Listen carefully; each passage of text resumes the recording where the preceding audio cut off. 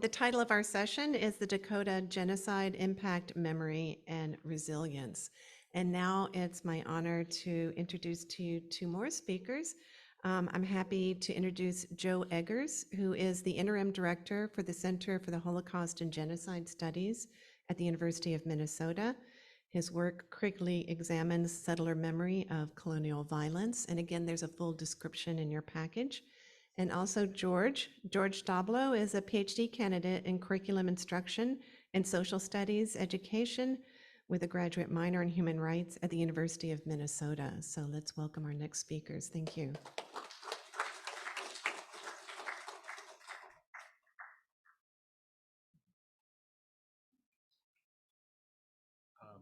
And so as we're getting set up, I want to echo earlier thanks to the organizing committee, Martha, who's continuing to do work for this conference, which is fantastic.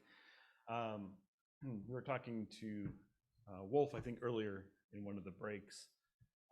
And to have a conference in a space like this, generally when George and I have been to other conferences and talking about this, we're kind of pushed to the side, sort of an afterthought in some of this work. So to have a conference which really focuses on this conversation is really empowering and really exciting for us to be a part of.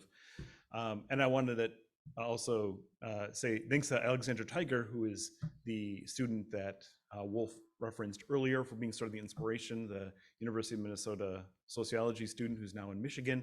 So I don't know, Alexandra, if you're going to watch this when it's recorded, but thank you. You've done fantastic work.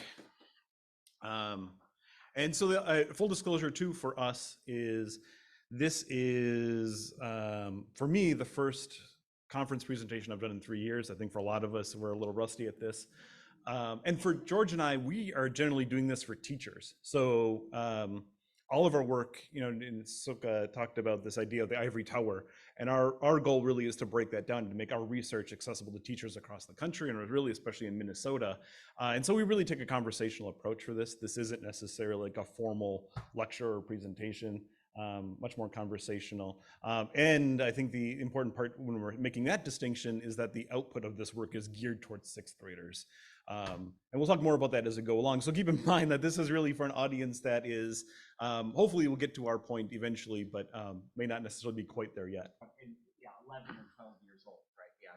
Yeah. So.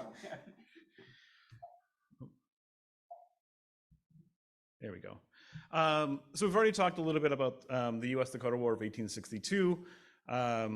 So I won't go into great detail about this, but it is really a watershed moment, not only in Minnesota history, but I think in terms of Indigenous and US relationships nationwide.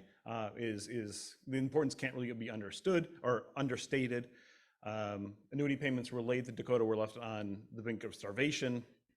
And this really led to a 6-week-long conflict along the Minnesota River Valley in what is southwest Minnesota right now.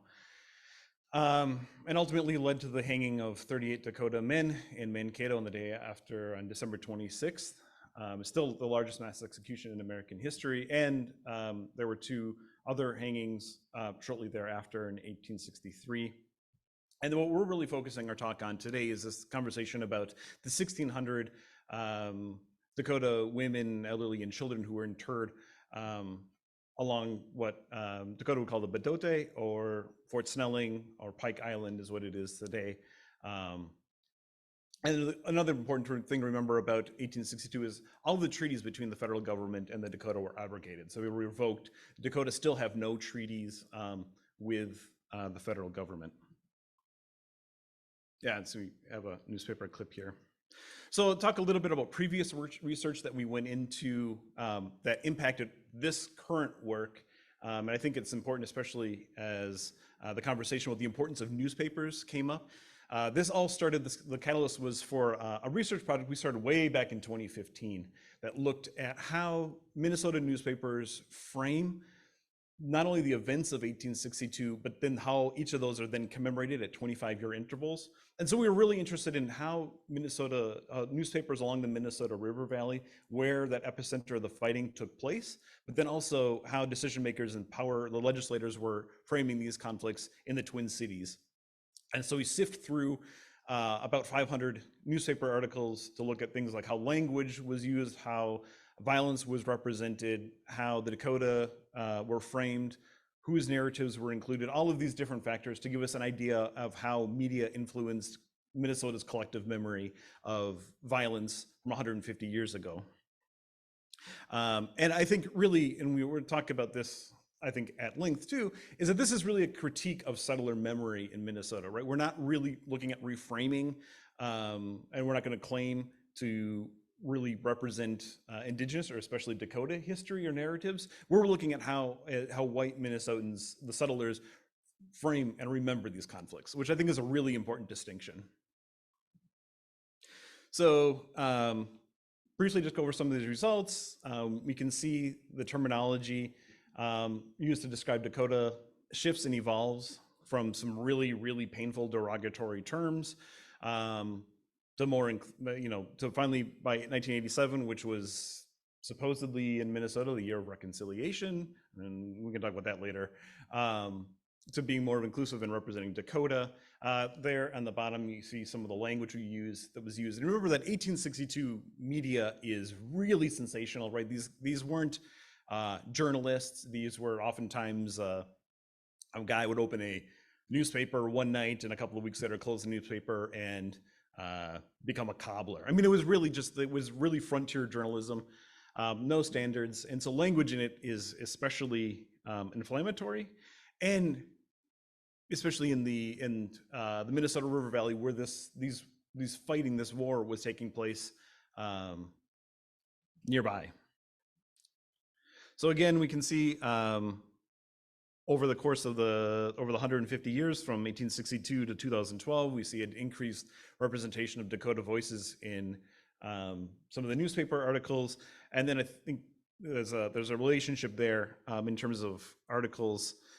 Acts by year is really who are we attributing the violence to, and we see an increased representation of white settler fault for 1862, the war, and what happened. And so I think when we got to this point here is especially when we're talking to teachers, we say, this looks like things are better, but the way that settler colonialism works is it's not manifesting itself in newspapers anymore, right? It's going elsewhere. And so what George and I were looking at was, well, then if it's not in newspapers, where is it? And that then in turn influences our current research, and I will turn it over to George.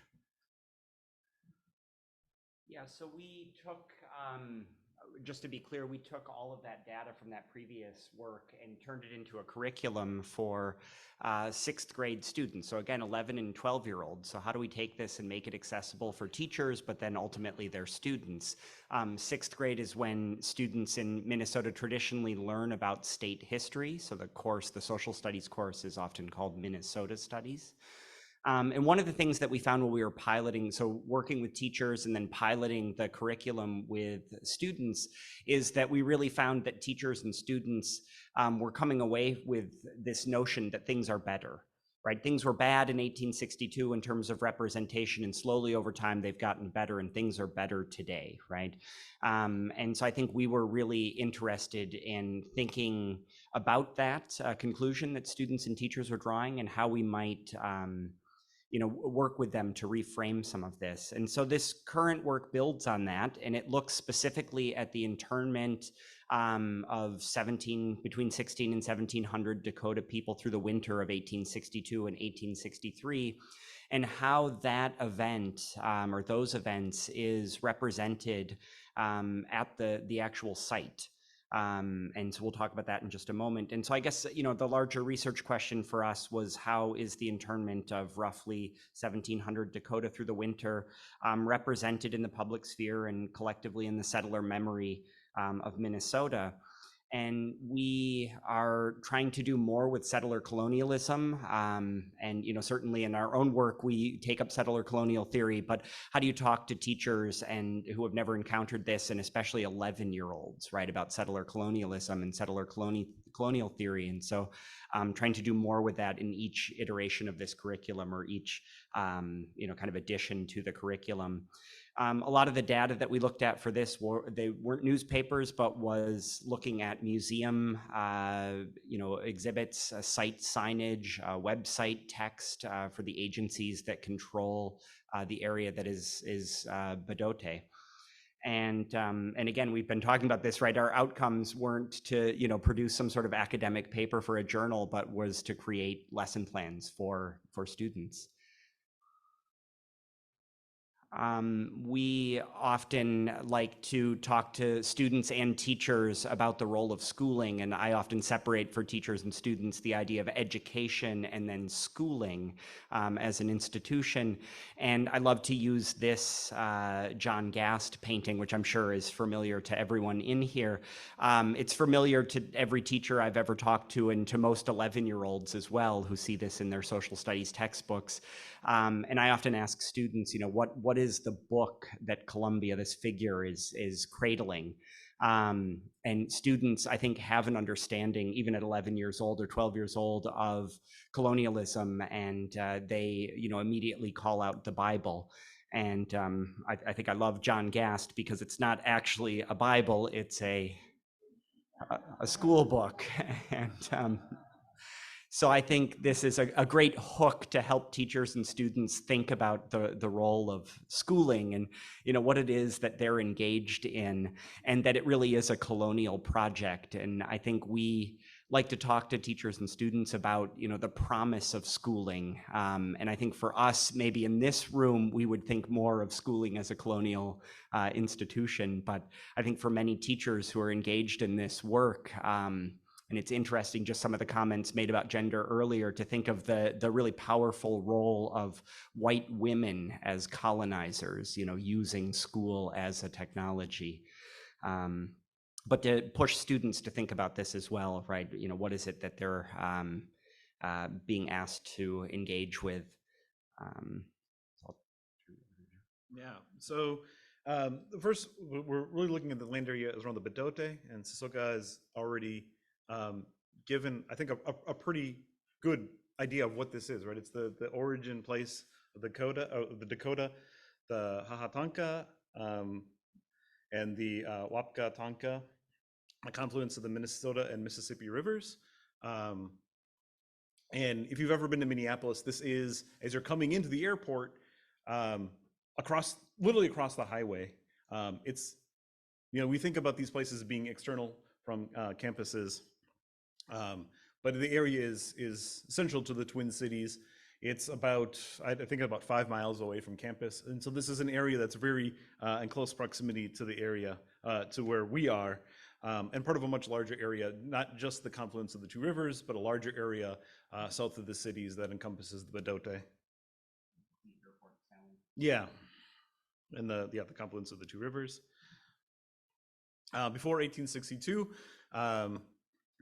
you have the arrival of French fur traders. It's not until 1805 that the first treaty between Dakota and the American government, the federal government, was made, that ceded the land around Bdote, where the Fort Snelling would eventually be made. Zebulon Pike comes in the first of a series of coercive treaties that ultimately would become abrogated in 1863, but ceded all of this land. And so it's really around this time then that the Twin Cities grow, and Dakota are pushed to southwest Minnesota along the Minnesota River.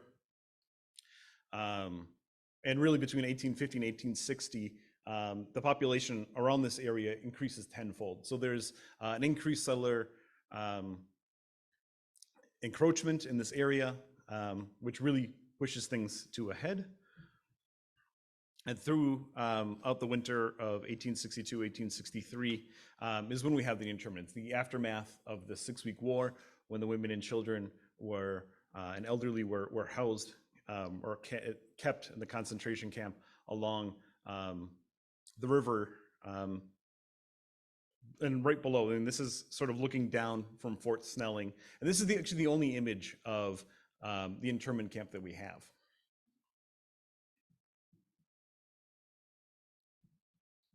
Oops. And so we have some of this newspaper coverage, and I think what's really interesting is 1862 or 1962 is when these articles come out, and it's really the first time that Minnesotans are coming to become aware of what we would call now the concentration camp along Pike Island. The experience of Dakota was actually for the first time really being included in some of these narratives around the history of the 1862 war. And it's the first time we have the appearance of both the hanging in Mankato and the concentration camp at Pike Island. It was 100 years afterwards, right? When we think about this war, it's always framed as being Minnesota's forgotten war, but it's really not. I mean, throughout 150 years, there's always constant commemoration, remembrance, discussion, that there's not actually, we may not want to discuss it always, but it's never actually a forgotten part of Minnesota history. And then after 1863, we get into some really complicated land ties. And I think this image here really encompasses this really well, both being the proximity to the airport and now what's Fort Snelling State Park. And George, if you want to talk about that. Yeah, so we wanted to help students visualize, this space and who controls it today. And so this is just a screenshot from a Google map. And I put a circle where, traditionally, I think Euro-Americans or white Minnesotans, non-Indigenous Minnesotans imagine Bdote as that red dot. It is literally the confluence at the tip of this island that's often referred to as Pike Island. But many Dakota would talk about the larger space. But just to give you some sense. And so just to show, there is a state park. So Fort Snelling State Park controls, much of this land is controlled as a state park. The Historical Society owns acres of land, including what is today Fort Snelling, or most of the old historic fort. There is the airport, which occupies a big chunk of this land. There's the National Guard, which is, kind of between Fort Snelling and the airport. The Boy Scouts, interestingly, have a big parcel of land here as well. There are several city parks that line the river. And then the entire waterway is also designated as a national park. And so you have these overlapping layers of state control for this site, right, which is the genesis site of the Dakota.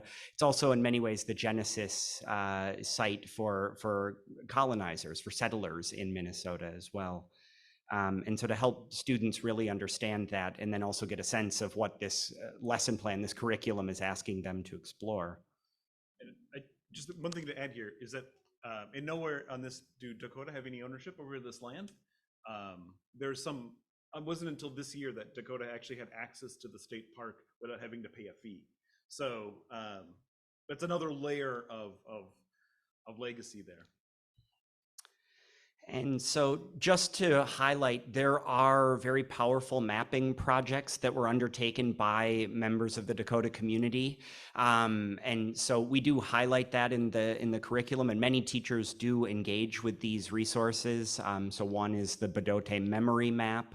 And so we thought it was just important to highlight that, even though we're really interested in kind of the settler narratives that exist on these sites and helping students unpack those.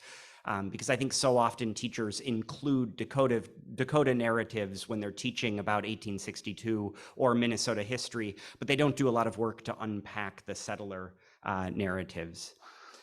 And so one thing that we try to make plain is that parkland, public land, is not public. It's not neutral. And of course, there's been, more public discussions of this at the national level. And I think of that Atlantic piece that came out, was it last summer, about returning the national parks. But so many of my fellow colleagues who are social studies teachers love to teach about national parks or parkland as, something that all Americans can enjoy, that is, neutral land that was set aside for everyone, right? Preserved land, natural spaces. And so the curriculum, just to say a little bit about it, we have 14 texts, and teachers are asked to examine these texts. And so again, it's site signage, it's agency websites, it's textbooks. And so we just wanted to share a couple of examples with the few minutes we have left. So the first is the State Historical Society has created textbooks for Minnesota students in 6th grade for Minnesota studies, and it's called Northern Lights. There are 3 editions. These are the 2 latest editions. They're in talks about creating a new edition that would probably be out in 2026 or so. But the blue covered edition is what most teachers are using now. And so to have students look at how this internment or this concentration camp is described in the textbooks, and so you can see in the 2003 edition, very little is said. The coverage expands in the 2013. They include bolded in the text. So this isn't my bolding, but the textbook's bolding, the author's bolding, and then calling out the term internment camp to refer to this camp. The one thing that we like to talk, in addition to language and having students unpack not just, internment camp, but the entire text of each passage, which I won't do here for us. But the other thing is to look at the images. And so we already referenced this image, the only image that exists of the internment camp, which is included in both editions, and I imagine will almost certainly be included in the new edition. Nowhere in the text does it ask students to think about, who took this image and for what purpose. And so I think pushing students to think about, what does it mean to view the Dakota through the eyes of the perpetrators, through the eyes of the settlers, through the eyes of the Euro-Americans who are interring them in this concentration camp. And so pushing teachers and students to ask those questions. We also talk quite a bit about language in site signage, and so you can see this is from the Minnesota Historical Society website. They have very quietly, in the last few years, started to use the term concentration camp. This is also being used at Fort Snelling State Park at the actual site of Bdote. They have some signage up in an exhibit that uses the term concentration camp. And have students think about how important that is. But also, I think one of the lessons we learned from the newspaper curriculum is to push teachers and students to think about this language and, putting up these signs with concentration camp, at these sites. Or including this on the website doesn't really do anything to unsettle these narratives, right? It just, in some ways, I think provides a little bit of legitimacy for the Minnesota Historical Society to continue to hold the narrative over this place. And for Fort Snelling, the state park as well, and for all of the agencies that we've looked at. And I think this gets into some of what we were talking about before with, everything's better now, right? A question that we hear so often. And so, yeah, you can see the sign at Fort Snelling that overlooks the site with the photograph there, and then using the term internment camp, which I imagine under some pressure will be changed to concentration camp in the near future. But again, it doesn't challenge or change the fact that the Historical Society still controls this land and is controlling the narrative ultimately. We do include Dakota voices, counter stories, and Dakota narratives in the curriculum as well, to help students see that there are different narratives, even if they're not what they might consider to be official narratives that exist on this land at this site. And then maybe just, we brought up all of these points. And so maybe at this point, unless Joe has anything he wants to add, we'll pause, and we'd love to take some questions about any of this work.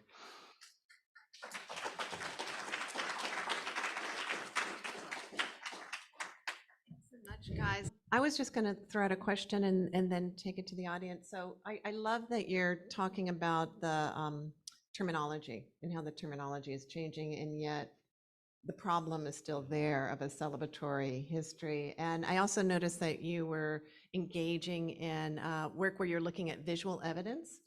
And often in my work as an educator, my students, and I'm talking about traditional college age students, not the 6th graders, Sure. but they always want, they push for more graphic evidence. They really are there. They want to see that. And of course, that's a reification of trauma for the subject community. So I just wondered if you maybe wanted to speak to the terminology and then the visual. Yes. Well, boy, you should probably handle this because you're a teacher. Sure. Yeah. No, I'm happy to. So a lot of my work, as a PhD candidate and, as a teacher educator and as a teacher, I do a lot with genocide studies. And so I really situate myself in comparative genocide studies. And I've really moved away recently in, especially my teaching with young people, using images and, all of the problems that we all know exist with the photographic evidence of genocide. And, do I want to share those with my students? And the work that it would take to unpack what they're looking at, and what that's going to leave, what they're going to leave the room with, even if we do that work to unpack some of those images and what they're looking at. And I think that's where, I think were it up to me and I were writing a curriculum, I would not share some of the photographs that maybe are shared in this textbook, but they're there and students have access to them. And so I think maybe I view my role and we view our role as helping students make sense of what they're already inevitably looking at. And I think the issue of re-traumatization was something that we were really concerned about when we were putting together, especially the original newspaper curriculum, because that language is really inflammatory, and because a lot of the activities that were built into that to give students that hands-on ability are really problematic. We did enlist help from some Dakota scholars and brought the curriculum to magnet school, an Indigenous magnet school in St. Paul, and worked with teachers to make sure that we could pilot it in a way and evaluate that to make sure that we weren't running the risk of re-traumatizing students. And so that was definitely a consideration that we went into developing these materials, because that was the last thing we really wanted to do. Well, and again, maybe I'll add to that too, just that, some of this language that we referenced from the earlier work, I think there's a tendency for teachers maybe and other folks to imagine that these derogatory terms, that a lot of this language, that students aren't aware of this, that it has fallen out of popular usage. And certainly it doesn't appear in the mainstream press, but you only need to now, thanks to the internet, scroll down and see the comment section of any article to find all of this, hate-filled derogatory language. And so I think for us, recognizing that students are seeing this and engaging with it. And so it's not that we are introducing them to this language, but I have heard that from teachers that, there is a fear that we are introducing this language to students where they otherwise wouldn't maybe be introduced to it. And I don't think that's the case at all. Yeah. Yeah.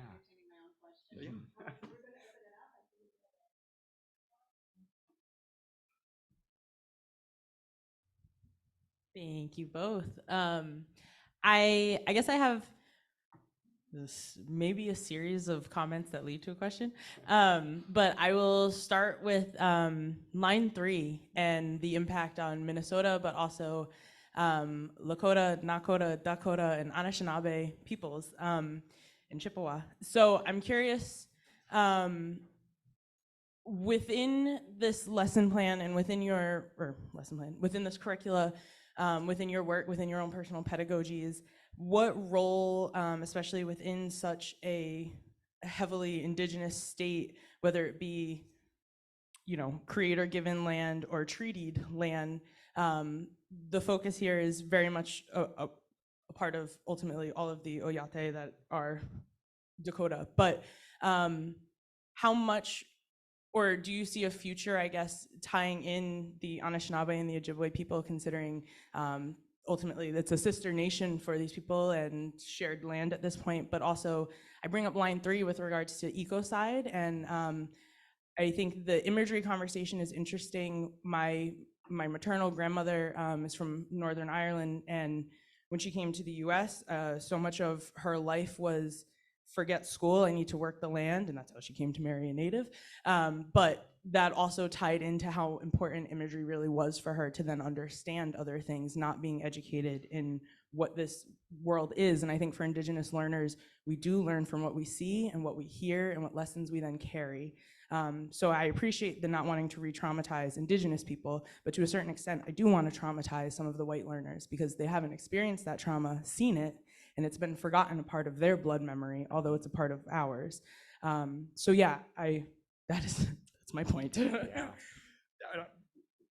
I mean, so that's something that we've talked about, like using this curriculum as a starting point. This internment camp lesson plan is a supplemental, and George and I have been talking about coming out, updating these sorts of things. So we're working on one now, looking at reconciliation processes that have been established in Minnesota and elsewhere as a template. And so thinking about this as a living, breathing process where we can go through and add more as we have the capacity to do so as in our work, but then also then continually reevaluate them and amend and make sure that these are relevant still moving forward. Right? We don't want to just put something up, leave it there, and just have it live there on the internet.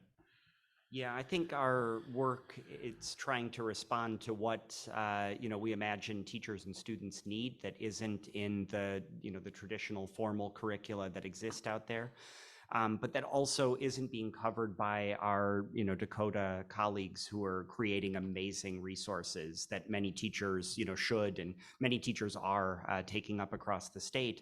And so Joe referenced the idea of like looking at truth and reconciliation as an idea, especially with Canada to the north, and some of that drifting down into Minnesota, at least the idea of it, and then looking at reconciliation projects that have been undertaken across the state.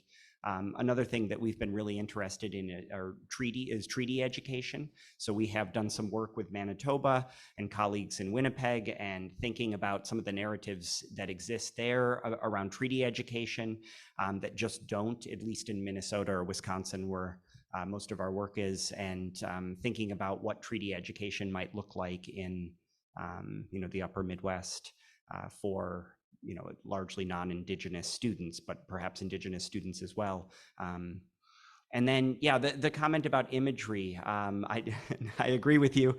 I think, I struggle though that so many of the images we have, and I talk to students about this, that you're really looking at victims through the lens, I mean, literally, through a camera lens of the perpetrators.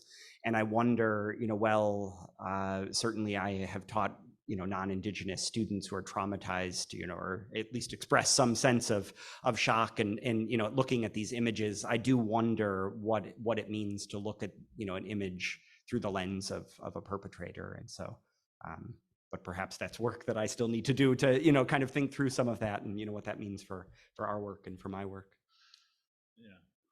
Yeah, we could talk probably more on this. This is actually a really interesting idea, but anyway. Yeah, thank you.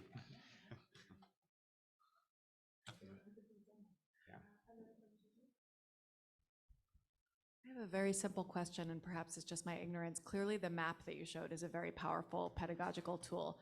And because you're talking about perpetrator logic and kind of talking through the eyes of the settler, did they do that on purpose? Did they choose the place of the genesis of, it just reminds me with a different set of Spanish settlers in Mexico City building the Catholic Church on top of the indigenous sacred sites, not just to try to transfer the power of one to the other, but to occupy the space, rename the space, take over the space completely. So I just wonder if there's an additional layer to what we're looking at here. If your 11-year-olds would know the answer, because maybe I don't know Minnesota at all, so it's maybe just my ignorance. I mean, I think a lot of it was a practical approach, because in the spring of 1863, they were loaded onto steamboats and removed to Iowa and Kansas, and at that point, that was the easiest way to move people. Without knowing for certain, I mean, I can't imagine that there was no idea, right? There was such a intertwined relationship between Dakota and white Minnesotans that no one who was making decisions had no idea, right? Henry Sibley's wife was Dakota, and he was the first governor of Minnesota, led the incursions with the militia into Minnesota, and then the Dakotas had to have known something about that, right? So I can't say definitively yes, but I would be more shocked if the answer was no. What we can say is the state agencies that narrativize this space, they talk about it as just being convenience, right? You know, the fort is there for the same reason that the Dakota, use this space. Settlers also use this space for access to water, and the internment camp for, the ease of moving human bodies, right? Is often the narrative that's shared. So Wolf has told me that we can spend 5 more minutes, and I want to also open up if Cisco's still here. If you have questions also for Cisco with the extra time that we've been allotted. We did have a question on Zoom that I Okay, great. can Let's go. present, if that's okay. So this comment is for Cisco. From Sam Beltram, who wanted to say how deeply I'm grateful for everything you shared and the way you shared it as a Dakota. I'd also like you to know that our native Hawaiian Malulani was also moved by your vision. He was so excited, he texted me saying that your method is exactly what is being taught at the University of Hawaii at Hilo. That's just a comment.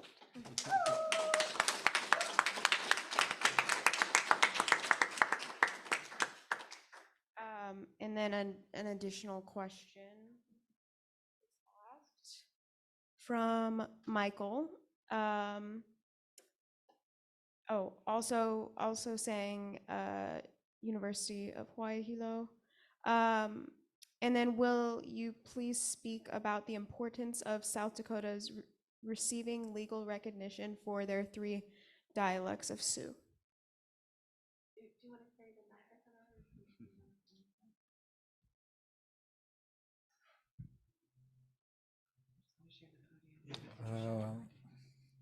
Well, I'm not really sure how I feel about it because,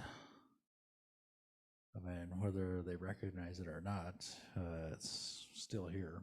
So, I don't know if I really need them to recognize our language, because that's like they're acknowledging the people who are our oppressors are acknowledging our language.